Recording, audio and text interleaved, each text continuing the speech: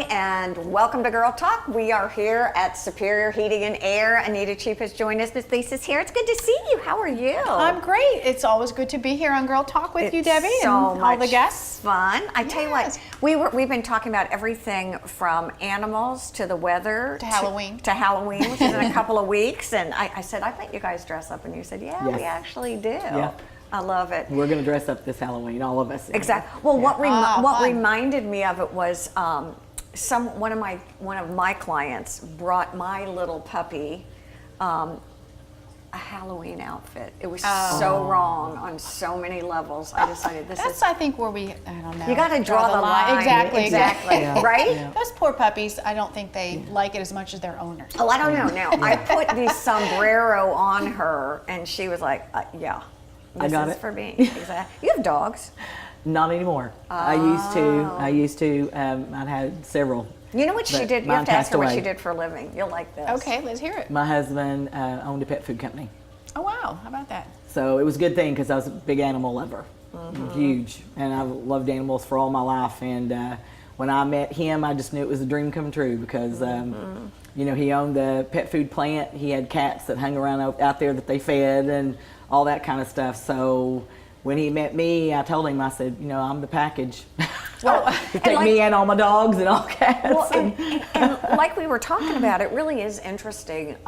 Cats, dogs are really good therapeutic tools. Absolutely. You know, for stress reduction, for anxiety. But your fish, you said we have fish. We have non-walking pets, and they're great because they are soothing. Just listen to the quiet peacefulness of that.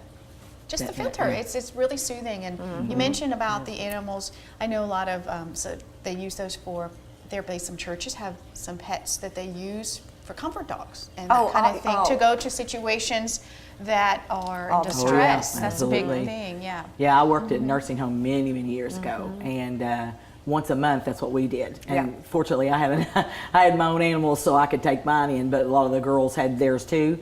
And I'm telling you, nothing was better for those people to take those animals in there. Well, I was telling you, I'm really excited. Next week I'm going to be gone from Girl Talk because I'm going to be at a conference, and it's called a gala, and it is horse therapy.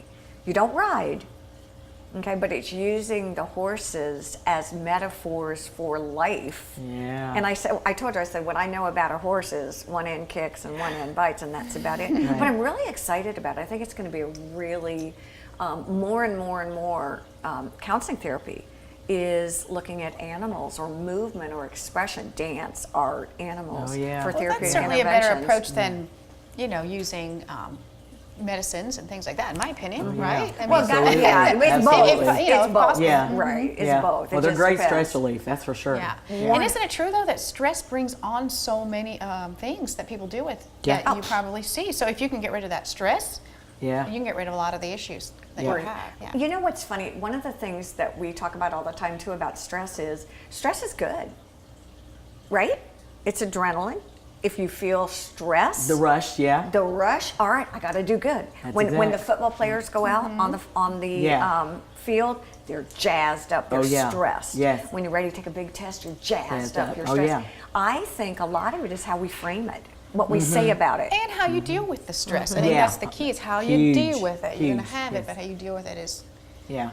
Because you can let it get a hold of you, and then you go from stress to depression, and then away you are, and then you're on medication, and not good. Exactly. Yeah.